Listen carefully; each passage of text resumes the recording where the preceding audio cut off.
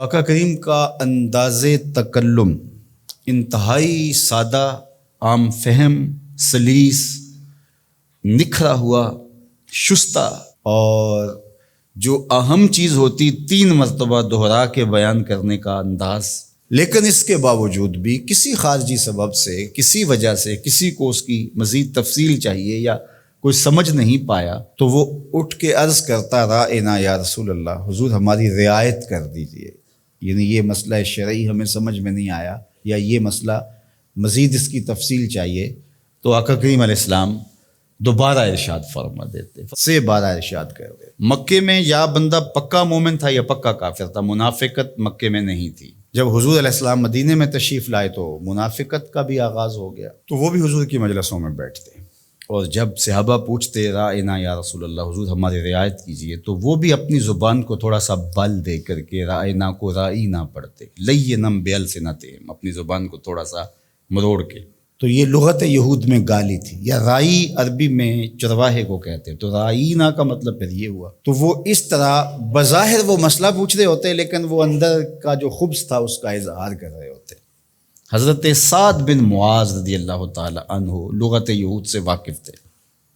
آپ یہودیوں کے پاس گئے اور ان لوگوں سے کہا کہ اگر آج کے بعد تم نے میرے رسول کے لیے رائینا کا لفظ بولا تو میں تمہاری گردن کاٹ دوں گا۔ تو انہوں نے کہا کہ یہ لفظ آپ بھی تو بولتے ہو۔ تو حضرت سعد حضور کی خدمت میں آئے اور دل میں تھا کہ عرض کروں حضور صحابہ کو یہ لفظ کہنے سے روک دیں، کوئی متبادل لفظ دے دیں۔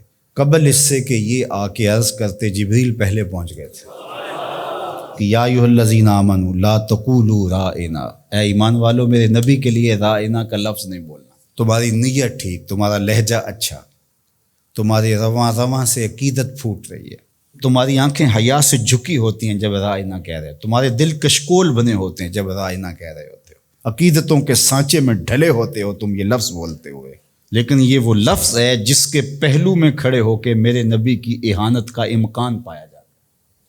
اگرچہ تم اس لفظ کو اچھی نیت سے بھی بولو، دوسرا معنی تمہیں ملحوظ بھی نہ ہو، میں پھر بھی گوارا نہیں کرتا کہ میرے نبی کے لیے وہ لفظ بولا جائے۔ آج کے بعد تم نے میرے نبی علیہ السلام کے لیے رائنا کا لفظ نہیں بولنا۔ مالک کوئی اور لفظ بولیں گے تو لوگ اس لفظ کو بھی اپنے مفہوم کے لیے اور اپنے خبث باطن کے لیے استعمال کرنے لگ جائیں گے۔ تو کہا نہیں، اس کا متبادل ایسا لفظ دے رہا ہوں، قیامت تو آ سکتی ہے، کسی منافق کی بولی نہیں ہو سکتی۔ وہ لفظ کیا ہے؟ وَقُولُ انظُرْنَا، عرض کرو آقا ہم پہ نظر کرم کیجئے۔ وَقُولُ انظُرْنَا، حضور بس ایک نظر کر چھوڑو، سارے مسئلے حل ہو جائے۔ اور ابو ہریرہ نے کہا کہ انی اسمع منک حدیثا کثیرا، بڑی حدیثیں سنتا ہوں حضور، یاد نہیں رہتی، کوئی نظر کرم کیجئے۔ فرمایا ابسط رداک یا ابا، اچھا پھر چادر بچھاؤ۔ تو انہوں نے چادر بچھائی تو حضور نے ایسے فضا سے کچھ لیا اور ایسے ڈال دیا، کہا اس کو سمیٹو اور سینے سے جوڑ لو، کہا اس کے بعد میں نہیں کبھی بھولا۔ یہ ہے وہ انظرنا کا حقیقی مفہوم۔ تو اللہ اس لفظ کو بھی گوارا نہیں کرتا۔ یہ محبوب علیہ السلام کی چوکھٹ کا ادب ہے کہ جو ایسا ذو معنی لفظ ہو، اس کا ایک معنی صحیح ہو، ایک معنی اس کا غلط ہو، بولنے والا صحیح لفظ صحیح نیت سے بول رہا ہو تو کہا نہیں، میرے محبوب کے لیے یہ لفظ نہ بولو۔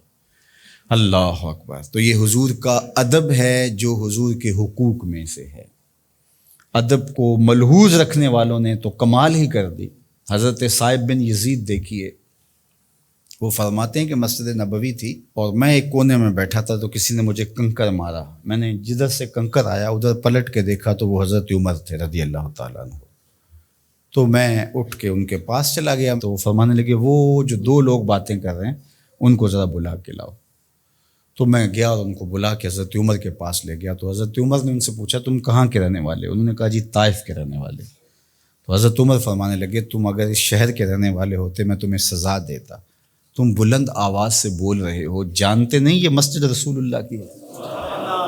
ادب سکھایا، تمہاری آواز بھی اونچی نہیں ہونی چاہیے۔ اور یہ حضور کی حیات طیبہ میں بھی اور روضہ رسول پر بھی یہ ادب امت کے اوپر لازم ہے۔